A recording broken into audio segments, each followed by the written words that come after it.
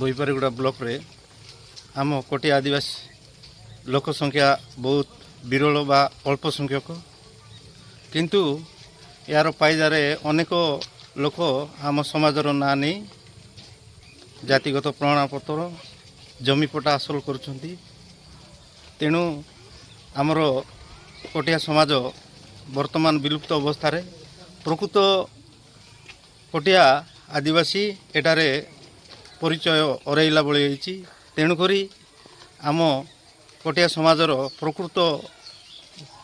योग्य लोक आमे आज भेटघाट बा एक बैठक होता एमर जिलार कार्यकर्ता आम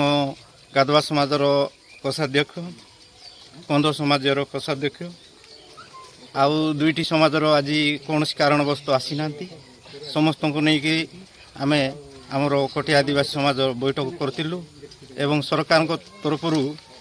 आम आदिवासी समाज हिसाब रे जो जो मौलिक सुविधा दि जाऊँगी ता पट्टापत्र हो कि कौन कारणवश हो आम कोटिया आदिवासी समाजर सबु क्षेत्र में सरकार तरफ मिलुवा अनेक मौलिक सुविधा व अनुदान वंचित होचु या किपरि आम लोक मैंने पाइपारे ए विषय नहीं एक बैठक होता एवं यार एक लिखित दाबीपत्र